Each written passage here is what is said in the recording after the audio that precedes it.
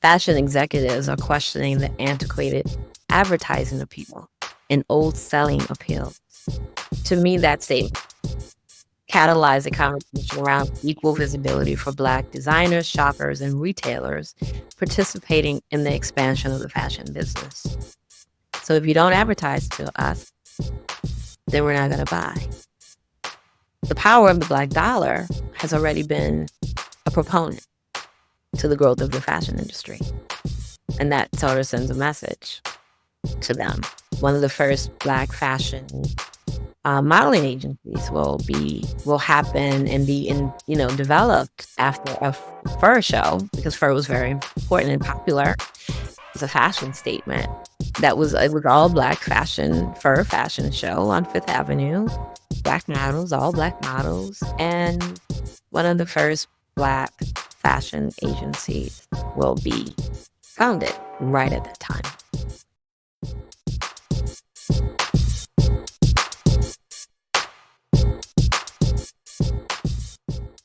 Welcome to another episode of Innovation Insights, where we dive deep into the minds shaping the future of industries through innovation, creativity, and groundbreaking research. We believe that innovation happens in all aspects of life. I am your host, Dr. Eulanda Sanders. Today, I'm thrilled to introduce a guest whose expertise lies at the intersection of history, culture, and creativity. Tonya Blazio-Licorish. Tonya is an author, visual cultural historian, archives editor, and educator whose work delves deep into the art of archival storytelling. Her unique approach combines looking beyond the lens while working within it, allowing her to strand meaning from documented histories without distortion. With over 15 years of experience in the fashion industry, Tonya has mastered connecting the past with the present to sustain brand equity and tell compelling stories. Her latest book, Black in Fashion: 100 Years of Style, Influence, and Culture, written with WWD and Tara Donaldson, is a landmark celebration of Black creatives' contribution to the evolution of fashion. Released in September 2024, this book showcases over 375 stunning visuals and narratives highlighting trailblazing designers, models, and cultural icons who shaped the fashion industry. As the curator of the Fairchild Fashion Museum, which debuted in 2022, and an educator at esteemed institutions as the Fashion Institute of Technology, Parsons School of Design, and Montclair University, Tonya's impact extends beyond her written and curated work. She inspires future generations through courses on fashion, cultural history, leadership, and merchandising. From her roots in New Orleans to her home in Brooklyn, Tonya continues to explore fashion, culture, and society through an interdisciplinary lens. So join us as we dive into her journey and the power of visual storytelling and her mission to preserve and celebrate cultural narratives in innovative ways. So let us welcome Tonya Blazio-Licorish to the Innovation Insights podcast for the first of 4 episodes on Black in Fashion: 100 Years of Style, Influence, and Culture. Welcome, Tonya. Thank you. Welcome. Thank you for having me. I'm really, really, really, really honored to be here. Yes. Well, I've been a fan for quite a while, and we've had just wonderful discourse and discussions via text, via LinkedIn, via telephone, via Zoom over the years, and it's just been wonderful to have insights into your mind because it's so and so full of knowledge and information. And I'm just thrilled about your book and that it is really highlighting the contributions of Blacks in the fashion industry, which has been oftentimes underrepresented And underestimate. Underestimated, yes, underestimated. That's such a great. So, so just thank you for being here. Yeah, thank you, Yolanda. I'm excited. You know, I remember our first article, our first, sort of connection that we made, Yeah, and yeah, really happy that we've continued to, have these conversations around this industry and its history and the people that, continue to influence it. yeah. Well, it's such a fascinating industry, and Blacks have been a foundation of it, always. Uh, first, tell us a little bit about, what drew your interest to the fashion industry um, and archival research and storytelling. My interest in fashion, actually, it is partly for most people like me and most people, it is these influences around you, you know. Well, my mom shopping, experiencing what I didn't realize was a mini Champs-Elysees, Louis in my New Orleans upbringing, that journey of my childhood and walking. New Orleans is a walking fashion city first. Um, and I think the perception of the uh, the idea of shopping, to this space of like it was luxury, to shop that way. And we had the same, you know, although it's French colonized and then Spanish, you have the same experiences. Like that experience in lived in Louisiana, lived in New Orleans, as I grew up as a child. Stores like Maison Blanche and Holmes and Gottschalks. And these stores were so beautiful. And the architecture was amazing. And the experience of shopping was something that I draw back to in my observation of what was going on at retail and access as well. And who's shopping and who's spending. And when was it gonna be my turn to go shopping by my oh, and have that experience by myself. But I had a mom who was very clear about how you went to shop, what you need to look for, quality versus quantity. Um, it was this designer is great. This brand, look at this brand, look at this skirt. Look at the way this is made. This is what you want, or a color. You don't I'm gonna, my mom had a real penchant for navy blue because she understood the value and the power in the color itself. And that, those lessons sort of they're I think about that and I think, well, that's why. Of course that's why, I also was, just really into the thing that was fashion. Willie Smith was my first entry point in Willie wear. And I didn't know, I say Willie Smith now, but I didn't know who Willie Smith was. I knew Willie wear. I knew it was cool. I knew everybody was wearing it. And I knew I wanted that too. I want to have that too. So that was my first fashion purchase of my own with my own money. And I had no idea he was a Black designer at all. And when I found out, who he was, I was like, oh, well, trying to make this decision. I'm an artist. And yeah, I love fashion. So if he did that, well, I think I could do that. I can go do that and support, around this business. If you're in this business, support is everything. My mom was like, go do it. Go for it. Go see if you like it. And I came to New York and my adult life here, I think it really began here in New York and uh, having this space of observation, a 24-hour observatory. That is New York.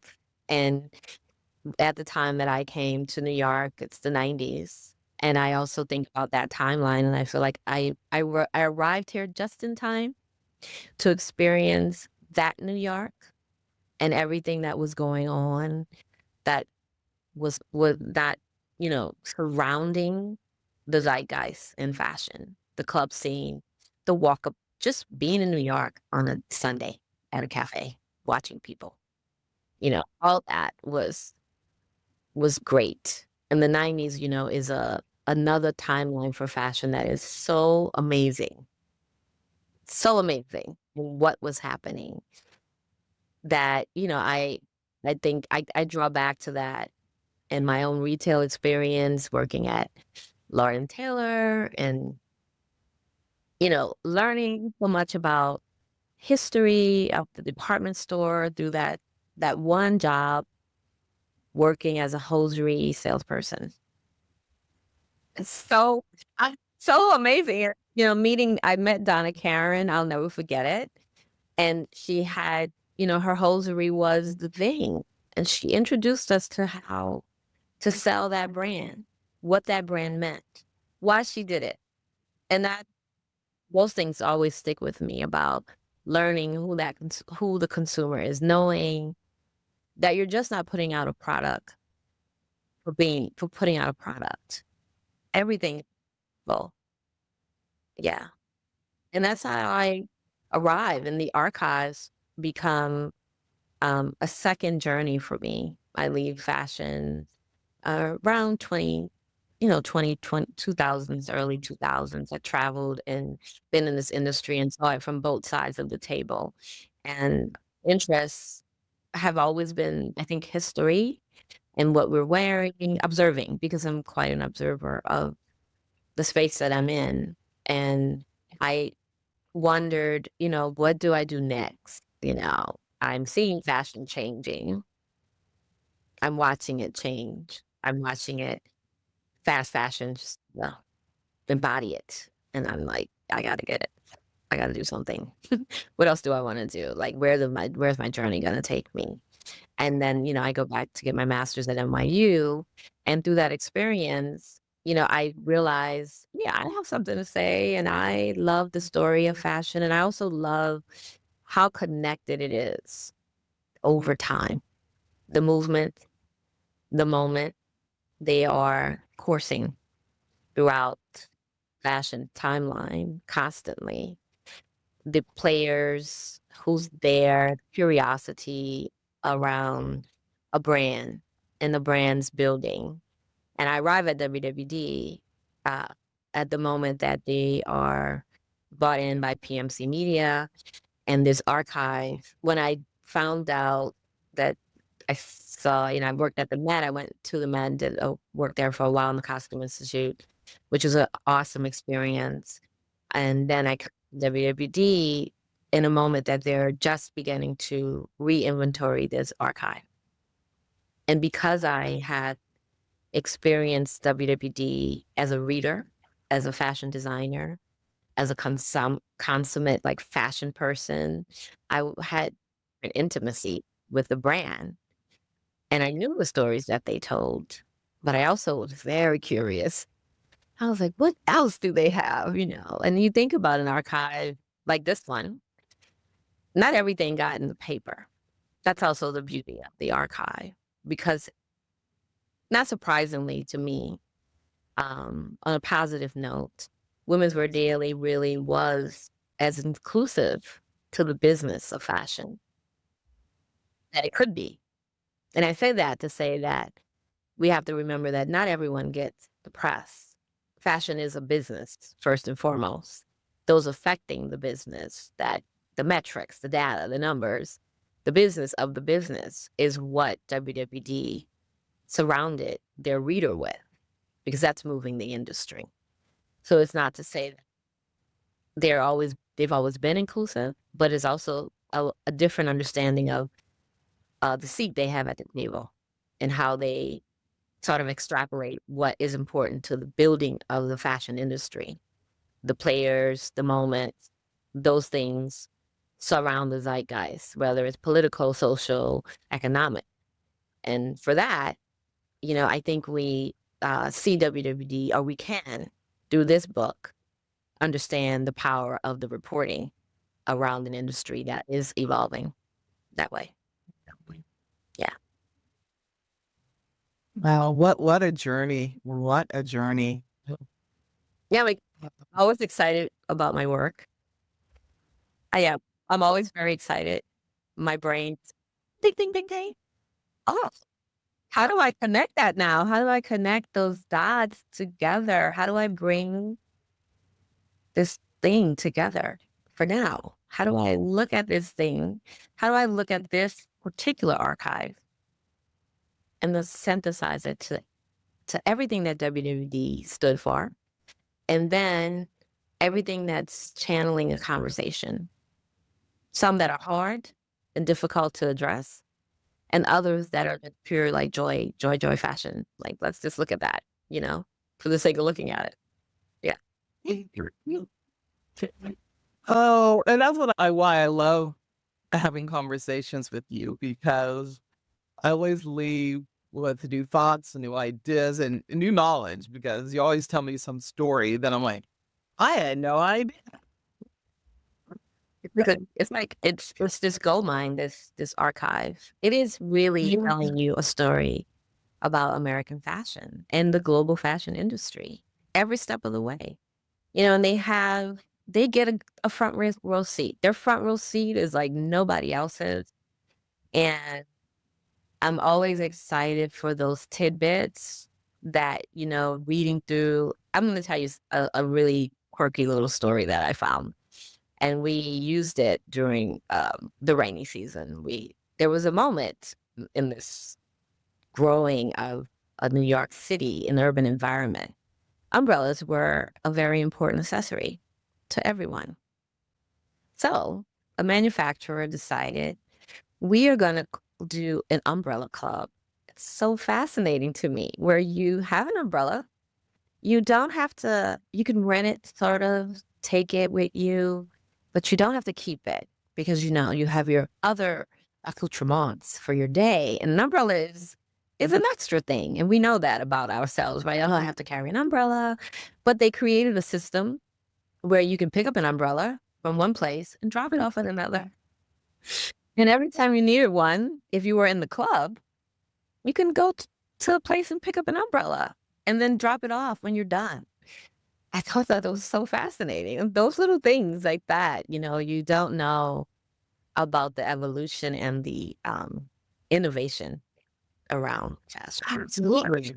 So innovative. Yeah. And again, thinking of about the consumer Thinking about the and consumer, thinking about, the needs. especially at a moment where men, they carry an umbrella felt like it was you had to have one, right? You had the most beautiful umbrellas, the shape of the umbrella, the making of the umbrella, the head of the umbrella, the stem, all that was very amazingly beautiful and important.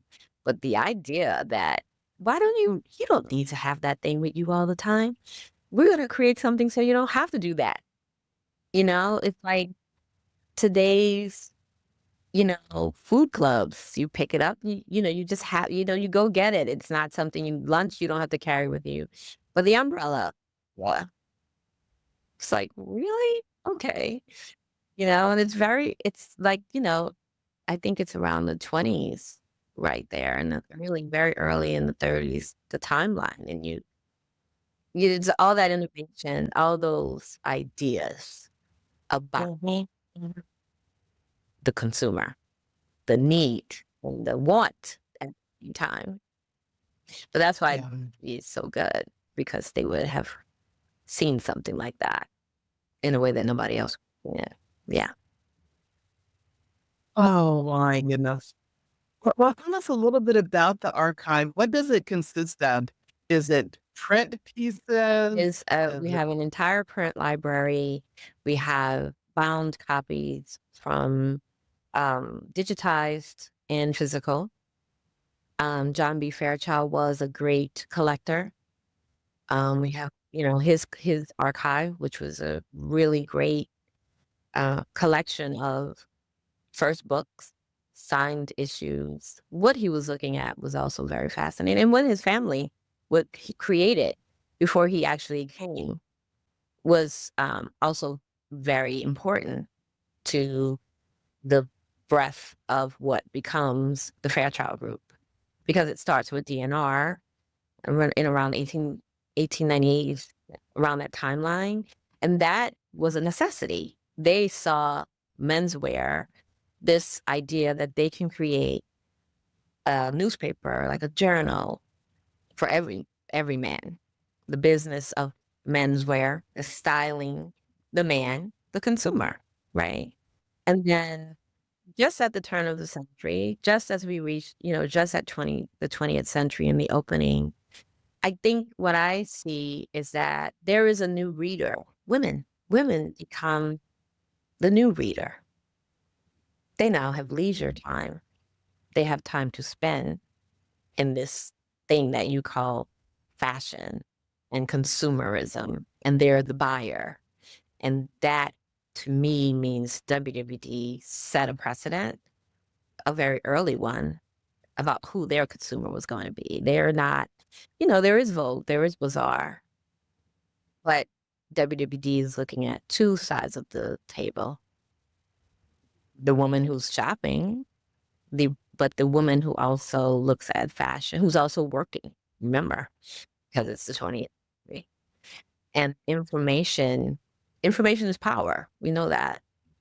This woman reader, this male businessman, that's, we know that most fashion designers were men, continue to be. A bigger portion of it are male, right? And that business of the growth of this industry in America, and beyond that, the crux of urban cities is where WD finds their consumer, finds their reader, and watches this business develop. And that is, to me, a different way of looking at who WWD wants to become and will become as time goes by. The archive sits sort of as a resident to that conversation. I look at it from a practical way of how they were reaching their reader. It's not a hard conversation. And then I look at it as a complicated conversation, because we all know American history. We know the history of labor, the complications of that, the difficulties around that. And as the movements and moments shape what we understand, or what many people may not even think about as American global fashion, America becomes it's America, and it wants to be itself. It wants to identify in a business that is fashion that was really Eurocentric. It was not American. This is an urban environment. It's an urban oasis. New York will be that.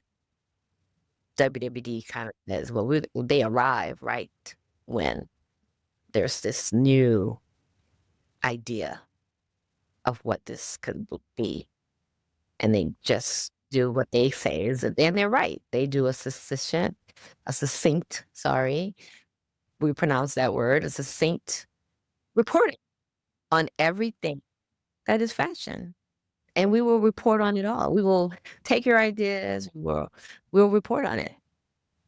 And they did, they did that in a very interesting way. The archive is, John B. Fairchild. Anyone not know of him, he started he comes into the 60s, right? And you can understand from the 1960s forward, this change that WWD was. You'll see that change in his timeline of they were looking at the social scroll. He just broadened that conversation around everything. And it's fun to read about. It's a inquisitive inquiry. And I'm very curious about where the commentary, his writers, the reporting style, that is this, very the tutelage of that, with Jim Fallon as well, who's had a career with Fairchild, and many other writers here. You understand the mechanism and the power of the voice that WWD is. Yeah. We have a lot of things in this article. Oh, In the oh, photography, photographers, for me, there's the writing and the editor's viewpoint, but there's also the photographer's lens.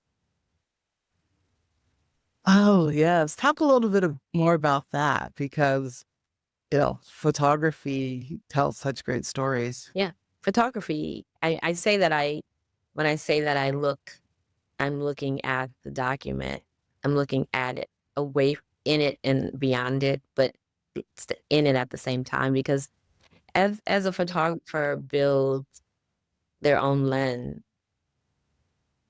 there is the requirement of getting the show, but then there's also the lens that is sometimes personal as a attribute to the photographer, but it also lets me as a researcher for the way that I'm looking, look at maybe where the photographer might also be talking to the visual, the person that might get this story 20 years from now. Yeah. Because every single story, every single picture can tell you a story 20 different ways. It just depends how you're sort of looking at the lens and in the time that you're looking at the lens. When you arrive at it, when you arrive in any moment, your perception is going to be based on what you know, what you've seen, perhaps what you understand. But I think if you want to learn something from a document, you really have to sit with the document and the story that the document is trying to tell you instead of forcing it to be what it never want to be. So there's, beauty in I think archives sort of serve as a really great learning opportunity for past, present, future. Mhm. That's very interesting, as you're describing your approach, because when I work with graduate students, I do tell them oftentimes they have to listen to their data because it's going to tell you. So, yeah. And so is that how you approach archival storytelling? Is you sit with the documents, sit with it, Yeah, I think and you respect the document first and foremost. You do not put your own opinion on it because you have to. I understand. When I think about this book, when I think about this research, there were many things to consider. There was language. There was nuance. There's lots of nuance. There is American history. There is European history. There's Black history. There's also African American history, how you want to parlay where you are and how you identify.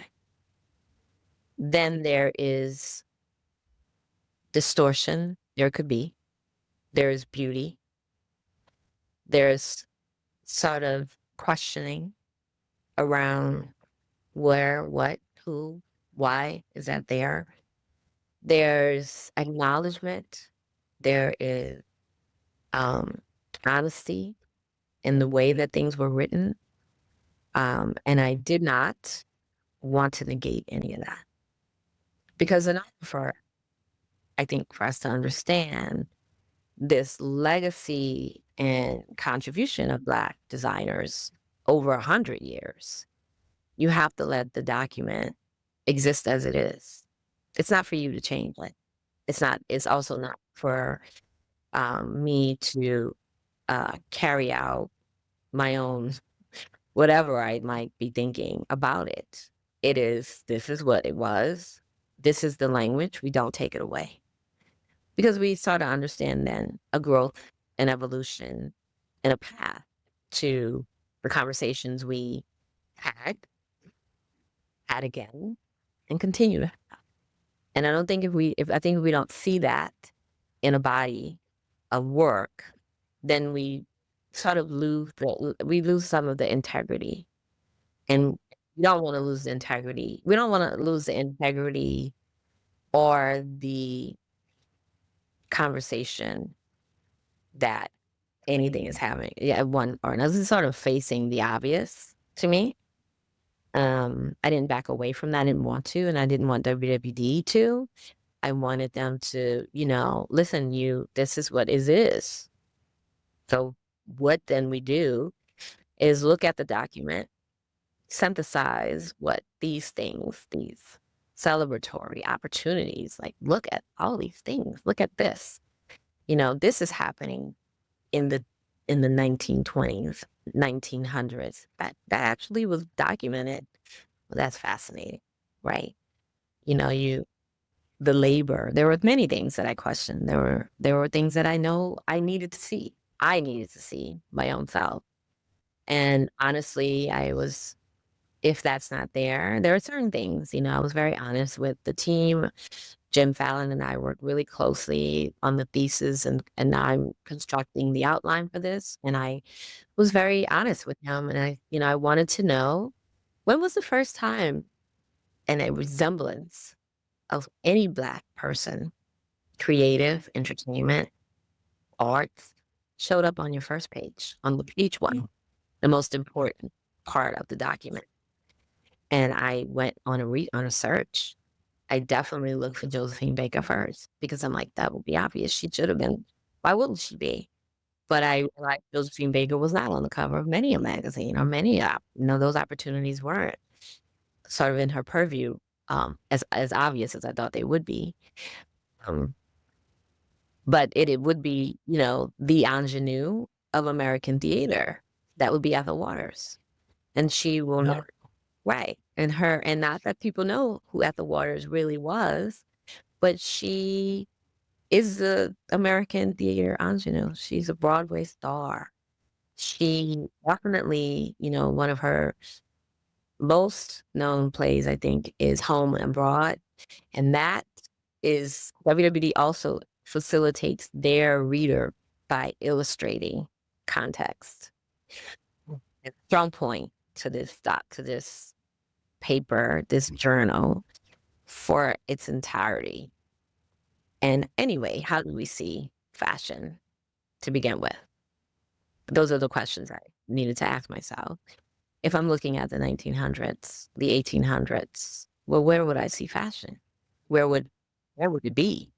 Well, it would be on the stage. It would be in Hartford. There's no television. There are that many, we're still developing. Paris may have the Boulevard Haussmann and those creating those walking cities, but New York is engaging in its own evolution as an urban dwelling. And that timeline sort of sets a conversation up about where is fashion? How do you this thing that they go to entertainment? That's how they see Joseph, right? They see Josephine. We also sort of coagulate, I think, around this like beautiful moment that's happening, as complicated was with the labor force and the women and the labor unions going to bat for Black women and taking sort of the bird's eye view on who was working in the industry, who was there. That was with me. I was like, okay, that's in practice, sort of having a manifest of who was there, what cultures were there. Mostly women are working in the fashion, in the labor sector. Triangle Shirtwaist Factory, and we understand that story, and my brain just goes, well, was everybody accounted for? So who was there? So in this episode, we're you have a landscape of the cultures of women, and that would be Russian, Asian, Chinese, Mexican, Caribbean American, not really American, Irish, Polish. Those are the list. That's the listing. And that, to me, it was quite definitive.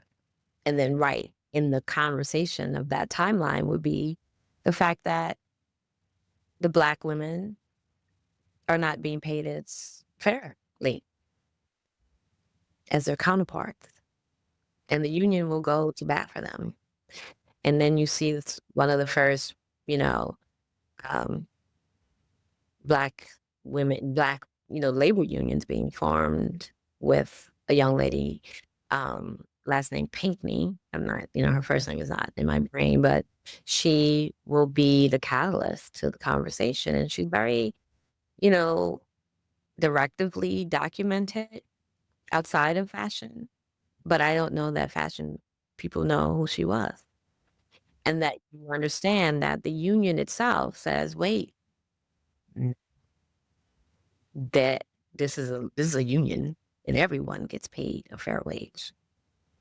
And Black women should be paid as much as their fairly in the same line as their counterparts. So those conversations that's 1910, 11, 12, right at the beginning of when you understand the American fashion industry's evolution.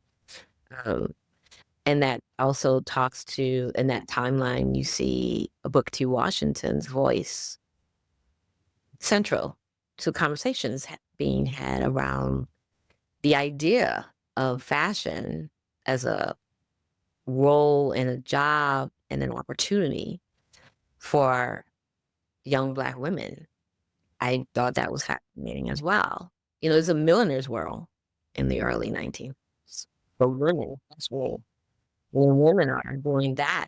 That is where they are in the accessories world, millinery being the most popular.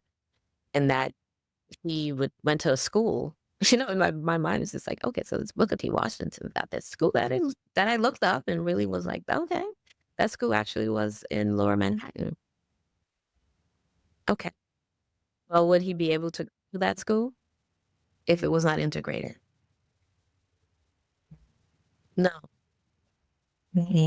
Those things just be my brain. So there was an integrated millinery school. There was in an Lower integrated Manhattan. school, whether, the role of labor and women in working is a conversation, that's not extrapolated. It's sort of bigger than we can imagine. But what does a young Black woman, Black girl, where her opportunities are, is the way I saw that conversation. And, what's happening to the Black community, where they are, the opportunities that are available to them, sort of fashion is in line with the labor of everything and the working class, right? For all the atrocities of, factories and unpaid labor, there is that conversation that WWD understands and sees as sort of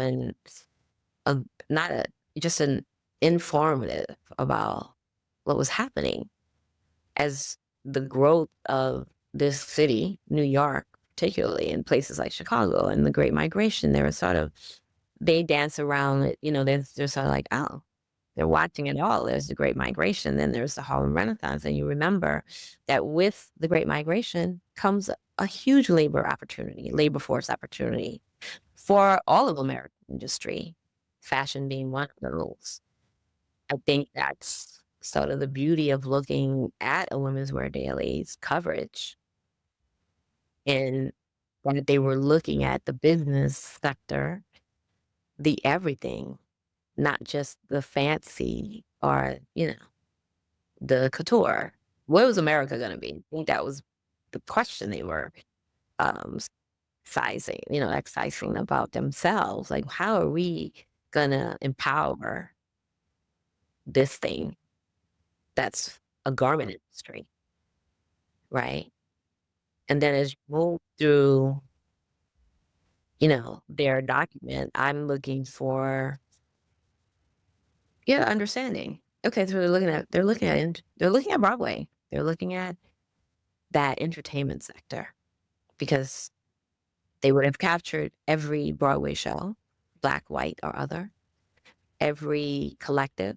There were many collectives together. There's an Ethiopian collective that will happen in the early 20s, putting on Broadway shows.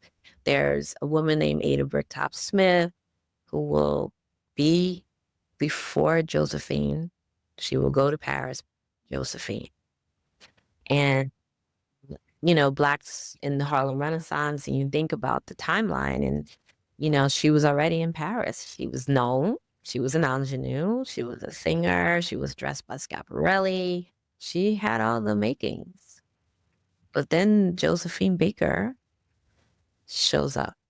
Josephine Baker, WWD does what I believe makes her profoundly more interesting to me. Well, I mean, in what ways? In what ways? Because from their point of reference, like I say, I believe they get a front row seat. They're taking notes on the talent and the thing. And Josephine is behind. She's an extra in the play called The Chocolate Dandies, a very popular play. Written, I think, is Juby Blank that wrote that play and the soundtrack and the score for that. And she is an extra. But the entertainment writer knows this is a great play, one of the best, maybe. But the actors are known, but then they go, wait a minute though. There's this young lady in the background. Her name is Josephine Baker. And her comedic presence and her quirkiness sort of made them pay attention to her. She's a vaudeville. That's where most of the Black talent was, in the vaudeville space. They were doing that sort of, requisite opportunity for them. But they see her as something standing out in the crowd. And it's sort of like a saying, watch, and we want you to watch her. We're going to watch her and see what she does. And then a year later, she goes to Paris. And then they are going to see Josephine and then talk about her direct influence around in and on fashion. She's at the runway shows. She's at the, she's at the Paris, the famous Heart Show that is the steeplechase, and she's there. And they notate that timeline in such a beautiful way to me that made me go, Josephine? Oh, I did not know. What is Josephine doing? Oh, well, she's very influential. Well, she's going to have a hosiery color in her honor, named after her as an influence, right? As in the timeline of color, called Creole brown. That it's inspired by this new talent. Her name is Josephine Baker. That's a headline story. Then whatever Josephine is wearing, designers are making, they call it mirrored glass cellophane fabric. Josephine Baker will be wearing this on stage when she performs in the follies or whatever. But everything that she's doing that is fashion direct, they were watching her, making note of trends that are happening because they would follow the trend. Josephine, they're like turbans are inspired by like Josephine. Josephine Baker also in their document has dresses with her name in the label, which would not be odd because she was in competition with someone like Paul Poiret, who she says, Paul Poiret, he's the one. He told me to, polish my nails gold and silver. I was the first one to do that. And her, like, you don't know who I am attitude. I love that. I love that she goes and, in one of her last interviews with WD, they sit down with her at home in Paris, and she had done one of her last, performances in America, New York, and we know the complication of her American legacy, but she embodied a very I don't need you to tell me who I am. I know who I am. And I know what I did. And I know what I influenced. And I did it all first. So she told them, oh, you a ponytail? Oh, yeah, well, I did that. That was me. I did that first. Short hair, dark makeup. Me. I did it all. I love that. I love that they have these sort of different conversations about her influence. And to me, that, this idea of that term today, well, Josephine would be the ultimate influencer because without her present so early, yeah, it's her and it's Ethel Waters and Lee Horn and Gladys Bentley. They all create their story careers where fashion sits central to their identity is what Mary D was watching. And they to me began that road to visibility or its height, struggle between those timelines, the 1900s and to the 1940s. And it's sort of, I think it serves as a meter to that influence that withstands the test of time. Yeah. Yeah. But Josephine does it well, though. She tells them, oh, yeah, I don't want to look at the past. I love that quote that we pulled that she's like, I'm going to go on and on. And she goes on and on, which is why we look at, you can look at Rihanna, that influence of her, like a whole century later, she arrives right at the 21st century. Right. Yeah. And I never even thought about that link between the two of them. Yeah. Yeah. Powerful way, that's how I see that way of observation. Because Rihanna stands as a testament to that same individual influence that Josephine had. Josephine's face was on handkerchiefs, her likeness.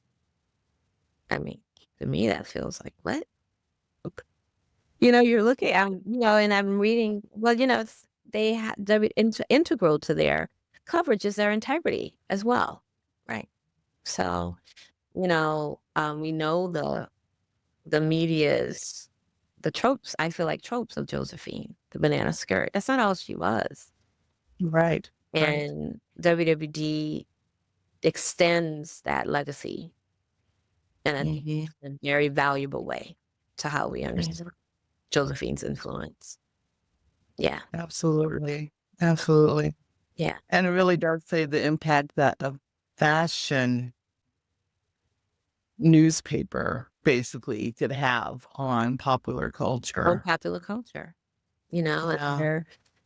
And just the way that they capture the moment Lena Horne will step into the picture. Or the idea that, Gladys Bentley is as influential in the 21st century to someone like Alexander McQueen. And you see that play out on display. Even knowing most people the connection to this woman who was, a lesbian, gay woman, gender blending, bending, wearing tuxedos. That was her style. It was her, right? It was everything that she embodied.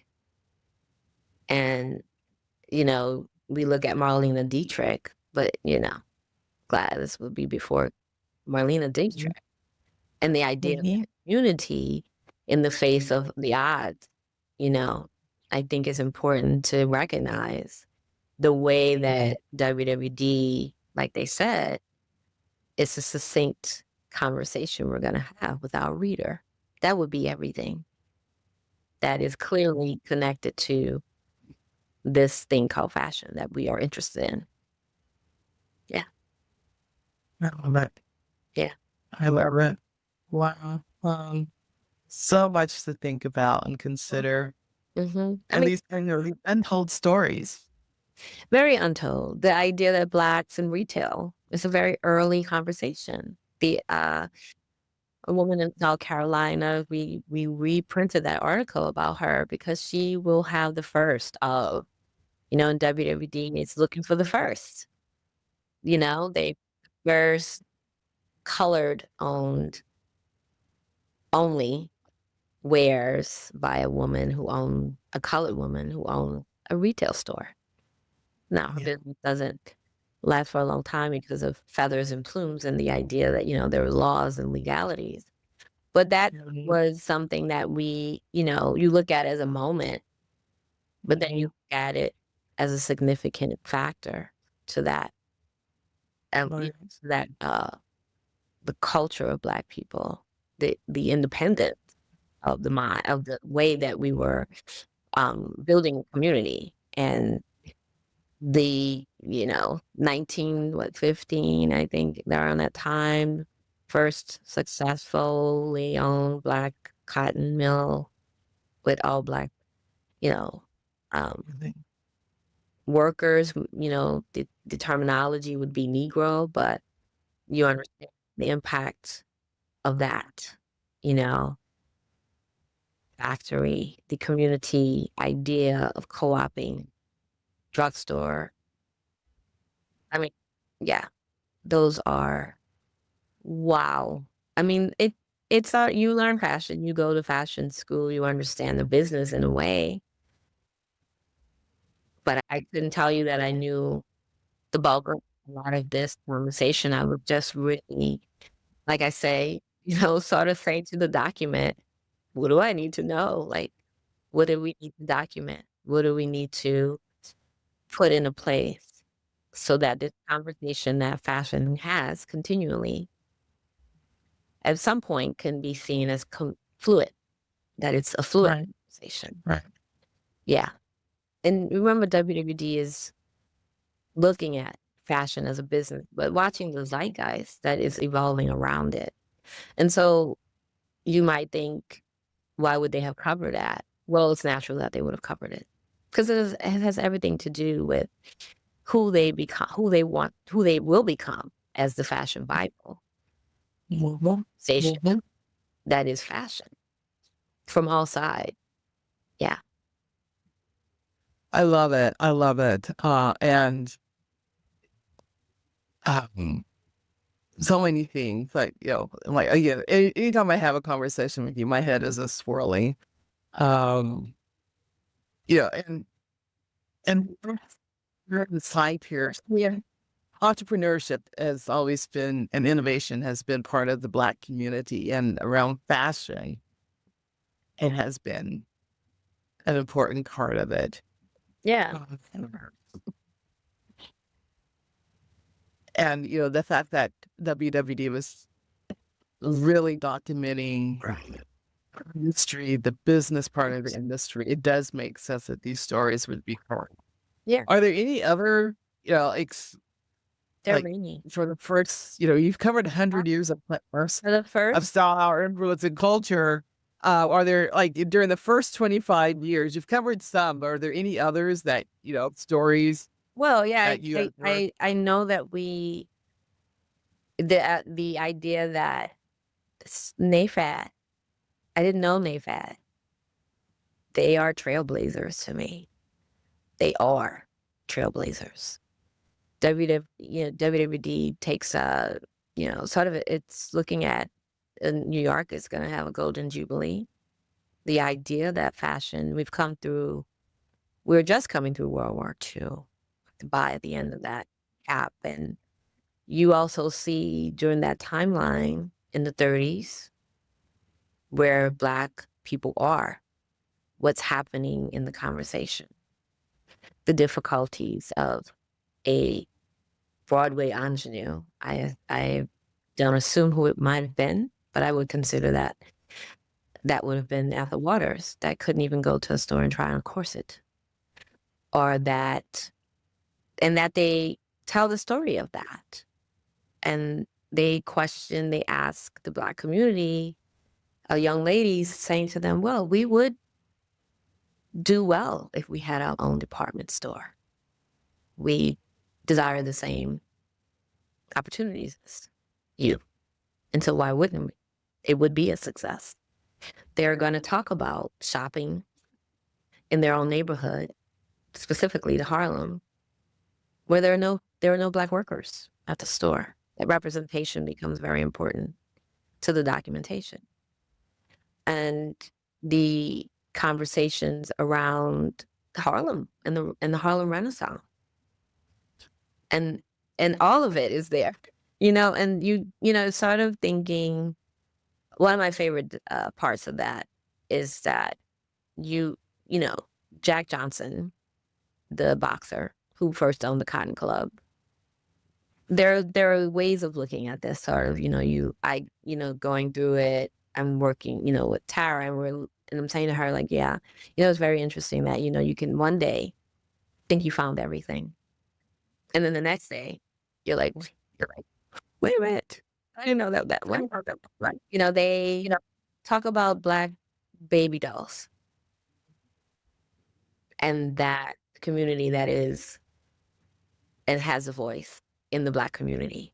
Someone like Jack John in an organization. They said, well, we want Black children to have Black dolls as a sign of understanding who they are, really, visibly knowing who they are. It's very important. And when ownership is addresses and those kind of things make me always curious. I'm like, I want to go there. Is that address still there? And I'm going to go see where that is, the corner of Madison and such. And I'm like, wow, that's amazing, and you watch that.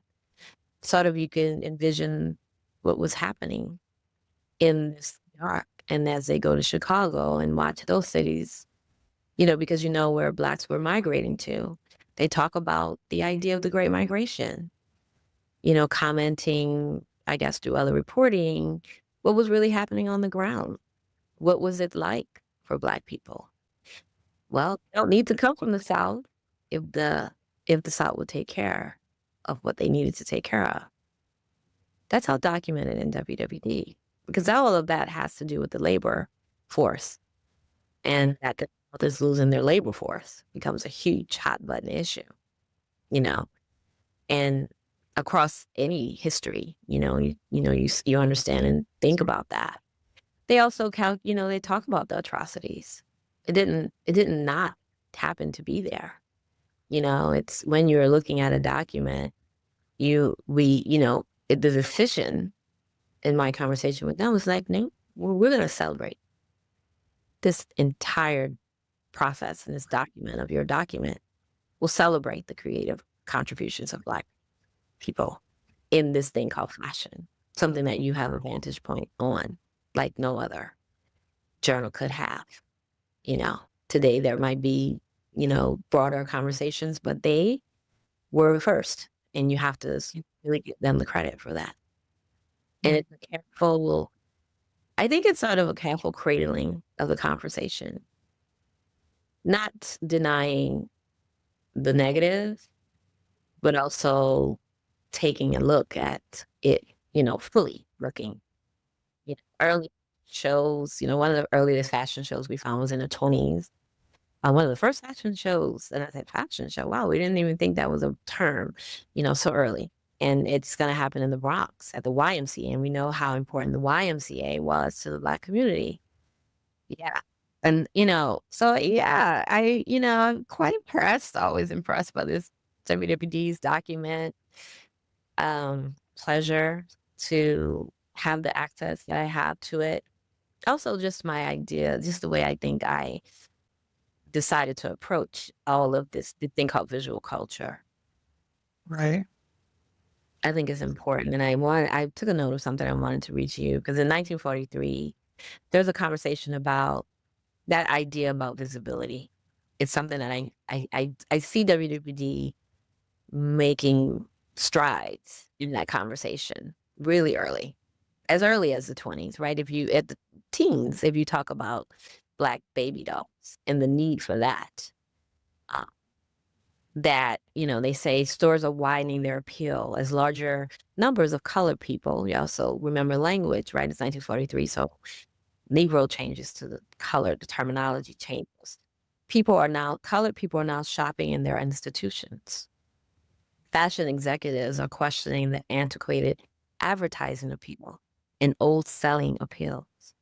To me, that statement catalyze a conversation around equal visibility for Black designers, shoppers, and retailers participating in the expansion of the fashion business. So if you don't advertise to us, then we're not going to buy. The power of the Black dollar has already been a proponent to the growth of the fashion industry. And that sort of sends a message to them. One of the first Black fashion modeling agencies will happen and be developed after a fur show, because fur was very important and popular. It was a fashion statement. It was all Black fur fashion show on Fifth Avenue. Black models, all Black models, and one of the first Black fashion agencies will be founded right at that time. Yeah, that's fun and interesting. And NAFAD is something, like, I'm sorry, you're having this golden jubilee and we have not been included. Well, we are here and we have been here. And you're not gonna put us in the shout. So they formed this one first and only chartered fashion association for Black people with Mary McLeod Bethune, who has the ear of the president, the association that she is, tutoring. These women are part of that. They are trailblazers. They are the advocacy that will help the Black designer continually be in the picture, because there is not an low before NAFAD in the down. And that How long was NAFAD in existence? NAFAD still owns their charter. That charter still. I don't think a lot of people know that. Yeah. And I interviewed their archivist, and I interviewed one of the members. We did an article in I believe it was 2022 on NAFAD, and then a great interview and a great conversation with them, and talking about what happened, what happened, right? And you understand them as a community of women. There are 10 cities deep. Right at the beginning, they form these collectives around the 10 cities that they choose. But I believe that, like I say, I'm going to just say it all the time, fashion is not an easy business. They spread across the United States, but there is the idea that they were dressmakers. The dressmaker and the fashion designer can be two completely separate identities and opportunities and approaches, right? In the Black community, how are you getting your dresses? How are you getting your formal wear? Well, you would have someone like NAFAD, or you would have the woman or the people, the dressmaker. You could be your aunt, it could be your family member, or it could be someone who lives in the area that can make you whatever you want. They dressed Lena Horne, they dressed Eartha Kitt, they dressed Josephine Baker for an event that they did, a fashion show. They create these 3-day phenomenal events at the Plaza Hotel, at the Pierre Hotel. They have that access point, and that is before we document, Eunice Johnson's fashion fair. Yeah. Show, which I believe is Eunice would have been there. We have a document that she was there at the moment. She had to be there. Who wouldn't have been there? I mean, you're doing something unheard of.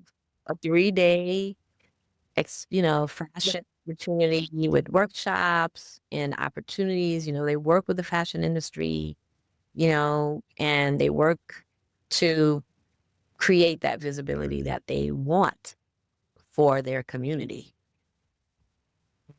Zelda Wynne Valdez was a member. Louis K. Alexander, who starts the dress museum, she starts a school, she advertises BD, and the history could either go on and on about.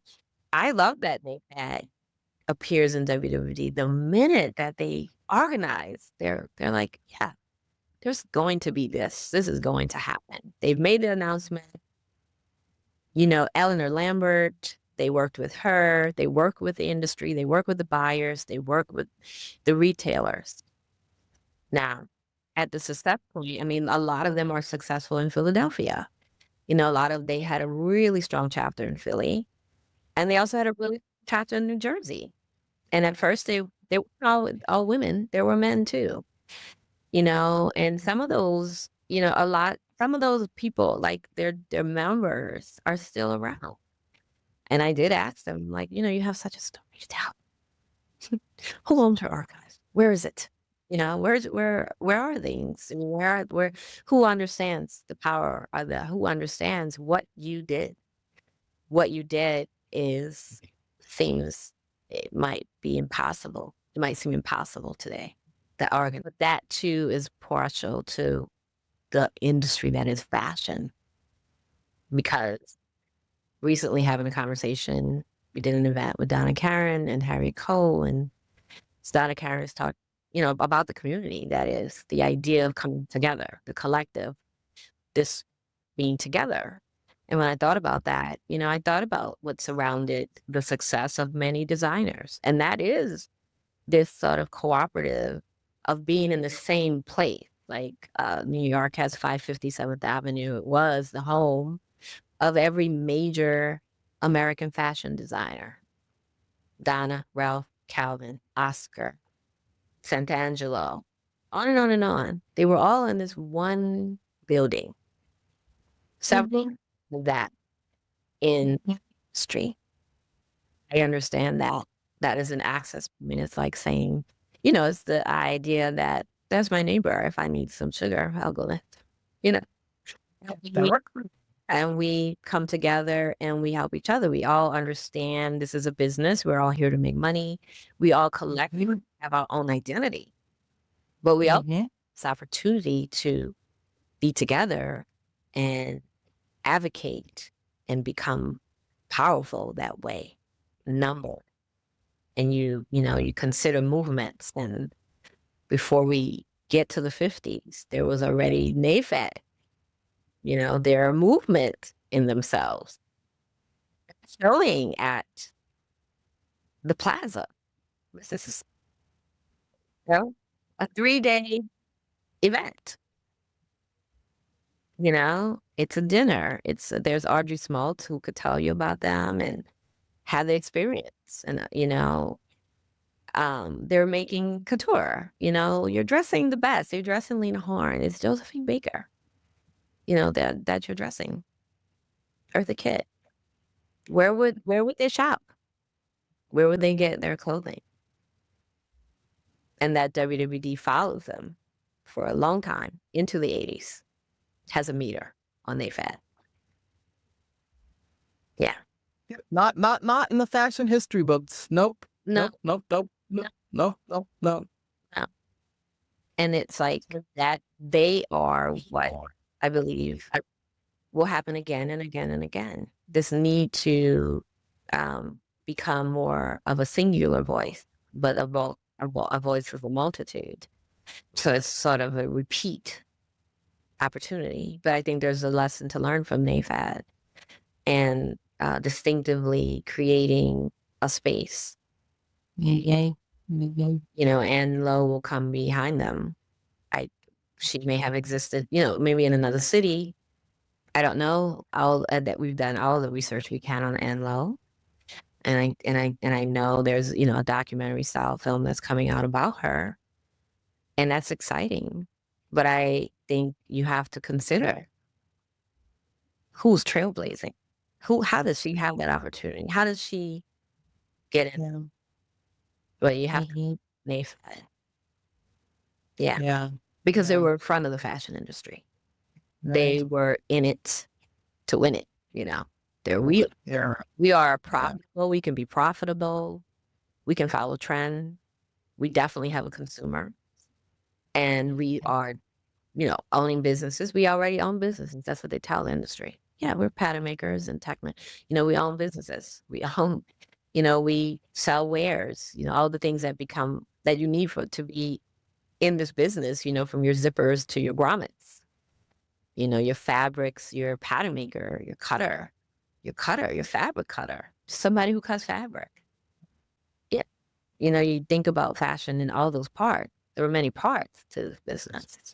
Yeah, that they, you know, Mary McLeod Bethune was big and said, no, we're going to go and get a charter. And they got one. Yeah, amazing.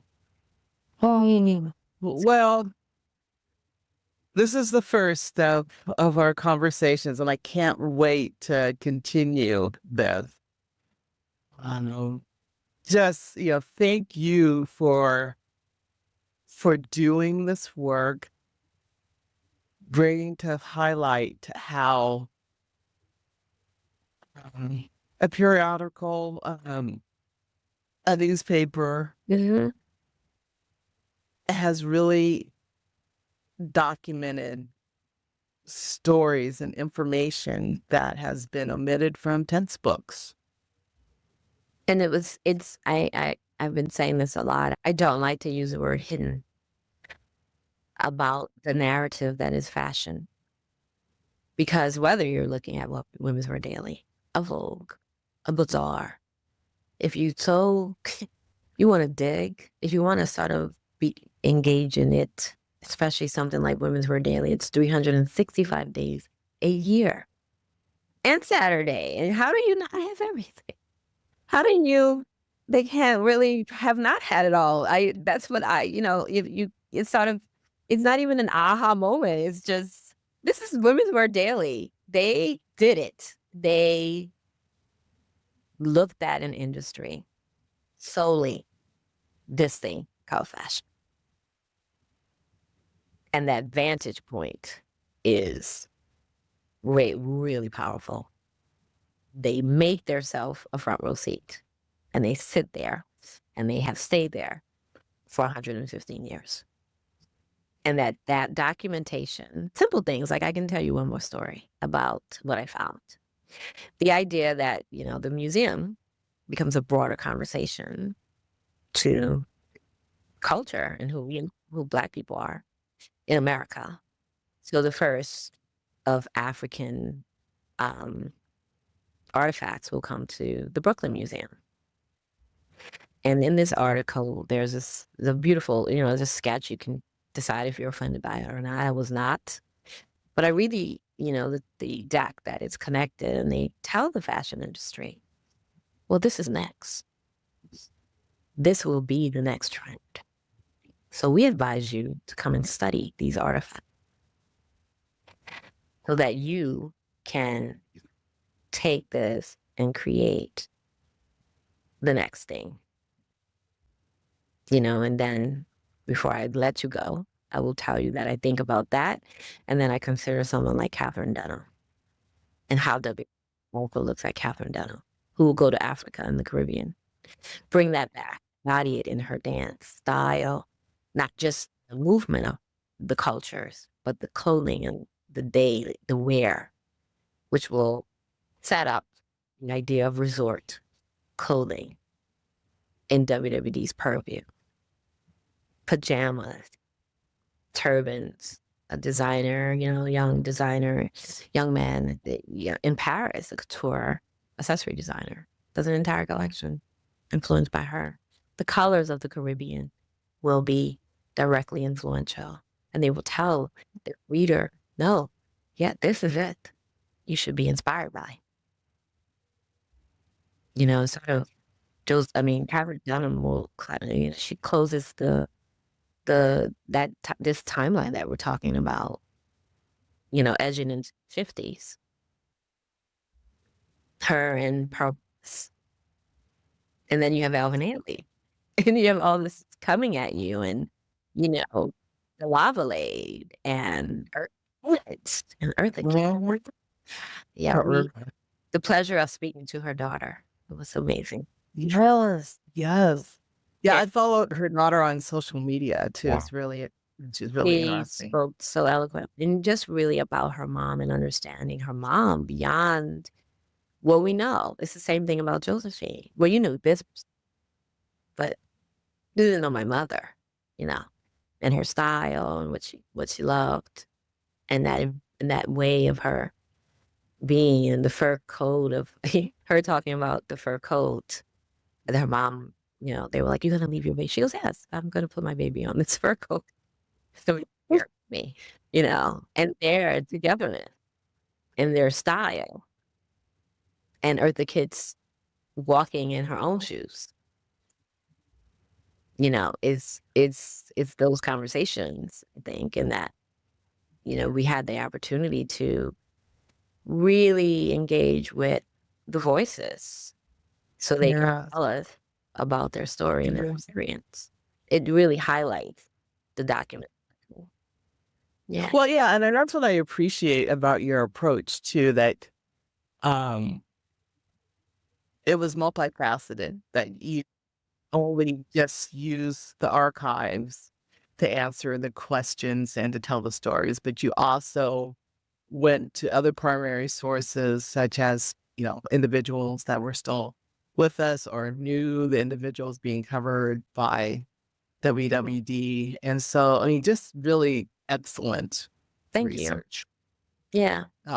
Thank you. Thank you. It is a pleasure to speak with you, but it is a pleasure, this thing called archiving. And I think the book, will always say this, there was no way the book could have been done any earlier.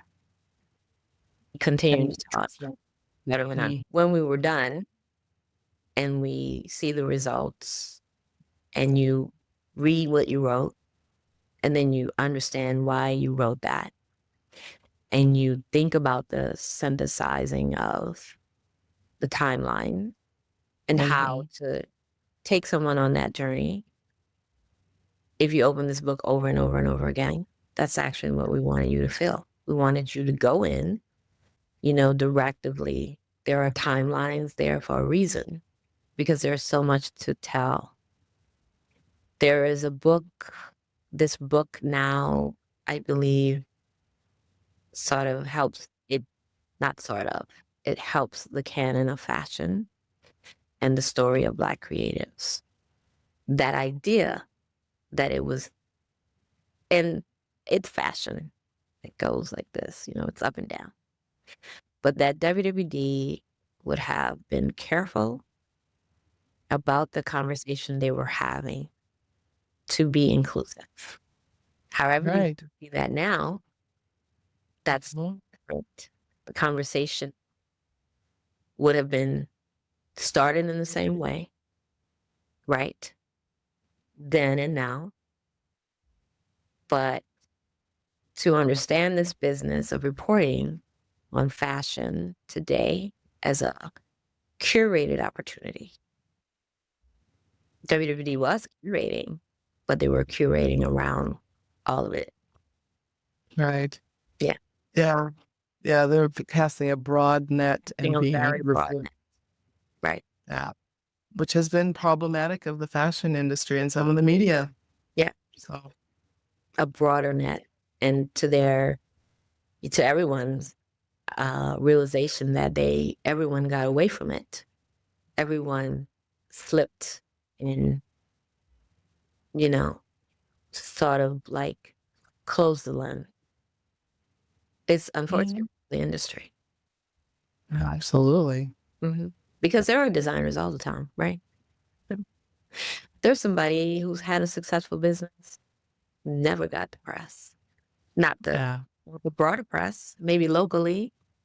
And there's so many untold stories. And it's everybody. It's every story.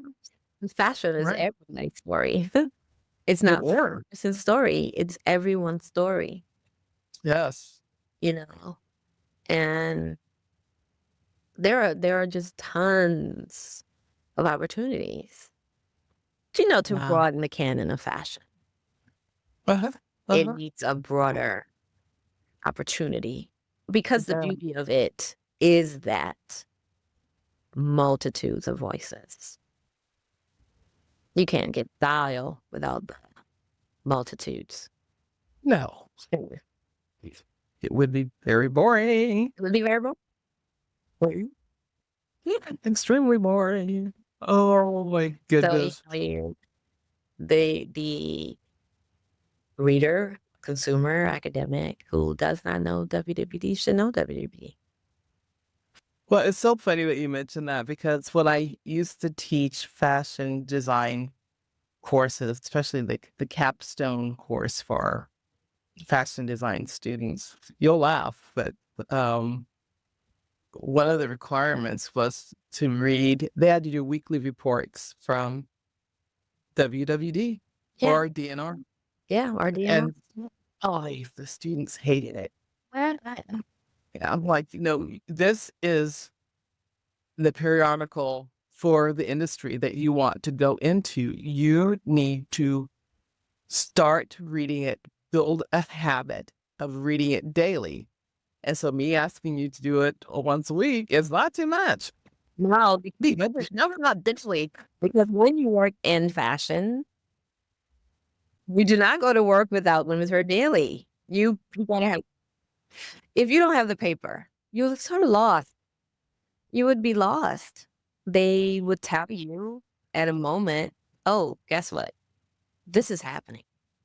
This is going to be next. There's someone that is, working in finance and not reading the Wall Street Journal. Right. They know this is coming. This is going to be the trend. We're watching it for you, right? We're going to go and see the shows when there's no access. How else do you know? You have to wait for Vogue, but you didn't have to wait for Women's Wear Daily. Exactly, because it came out daily. It came out daily. Yeah, daily.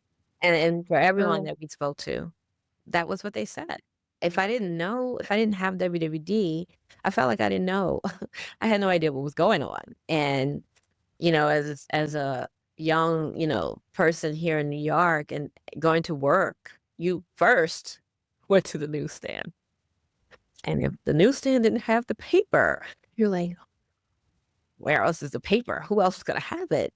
You sort of start searching around and telling your friend, because we don't have a cell phone. You're saying like, oh, let me call her. My boss is not going to let me see their paper. I need my own paper. Exactly. Right. And if you're someone in the middle of the country, not even access to just being able to visually look around your surroundings, at lunchtime, you're not in the city, you're not in New York or, Chicago or LA or something, you're in the middle of the country and you're wanting to work in this fashion business, you need to read the periodicals. Right. Exactly. I mean, I knew about Women's Wear Daily before I came to New York. There was only one stand that actually had it. When I created a relationship with the owner and I said, can you please hold me the Monday through Friday? He's like, Monday through Friday? I said, yeah, I'll come pick it up on Friday or Saturday. But I need that paper. I relate. It's a testament to their coverage. Yeah. It's integral to what becomes American fashion, because they're there at the beginning. Well, and another aspect, it used to have, all the job descriptions. Yeah. And so I would have students analyze the job description. Like, if you want, again, to work in this industry, you need to know the skills that they are looking for this type of position. And then you need to think about, do I have those skills, or what do I need to do to get these skills if I want to work in this industry? Yeah. And that sometimes got them a little bit more excited about reading it. Well, I also believe that people think it was just fashion. They're just reporting on fashion. No, the paper was very distinct. Monday, was about lingerie and then accessories, and Wednesday was big fashion event. And Thursday sort of like runs around the tech, sort of leans into the textile space and materials. And then Friday was all about beauty. Exactly. So it was every part of this industry. Well, and that was one thing that I had the students do too, was they had to determine if there was a theme for the issue that they were reviewing. And Right. that's what I wanted to do, was start recognizing that pattern, that weekly, there was these themes. Right. Uh, Yeah. oh my God. How do you know if you want to be a lingerie designer? Well, you better get that paper on the wall.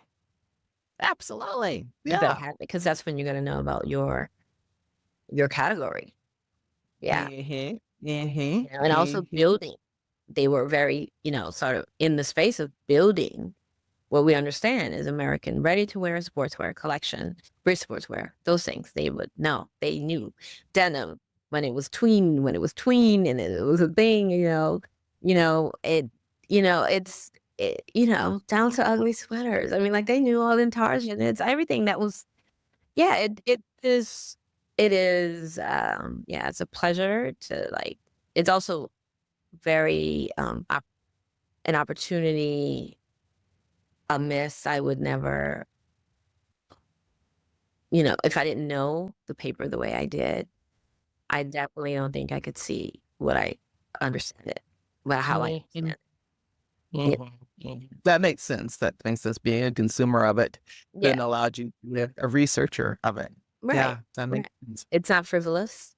It's a very opportunity. I mean, speaking about the people, even the specific journalists that are carrying the conversation for WWD, Bridget, yeah, all of people that are, central to this document that is WWD. And those people, those really who, you think, also who was the journalist, who was the guy reporting on entertainment. And his lens is sort of one of life, it's individually, when I'm doing the research, I'm thinking the reporter, like, who's that guy? Like, that's a very interesting way of documenting someone like Josephine. Yeah. Yeah. And his documentation is the parlay to the rest of how WWD began to see her. Yeah. So that's also significant to this, to make a Women's Wear Daily. Yes, I mean, they are wearing, as many people, as a brand identity, as a trademark of WWD. Let's start 1916, around that timeline. Much earlier than most people would probably imagine. About street style now. But the origin sit in WWD around 1916. So really. Yeah. Even the fashion dictionary, the first one that they create. Yeah. Yeah. Wow. Yeah. So, it's, I kind of say, I don't want to say it's so amazing. I don't want to say that. They had a job to do. And they did. Yeah. Yeah. And they did it well. Right. And they knew who they were going to be to their reader. They were very clear from the beginning. Yeah. Yeah. Right. That laser focus on that. And the necessity of Women's Wear Daily, the necessity of it to the growth of an industry that, is a global phenomenon, financially, economically, it's fashion. Oh my goodness. Oh, well, hey, well, thank you for being here today. And yeah, our conversation is our audience. Please check out Tonya's book, Blackly Fashion, 100 Years of Style, Influence, and Culture, and explore her work at the Fairchild Fashion Museum and WWD. If you're not familiar with WWD and Fairchild, you need to be. No, look it up. Google. And then make sure you get her book. She and Tara did an excellent job with the book. Please subscribe to Innovation Insights podcast. So wait for the next conversation I have with Tonya, and please follow us on social media and join the conversation. And thank you for listening. Keep innovating, keep dreaming, and keep making a difference.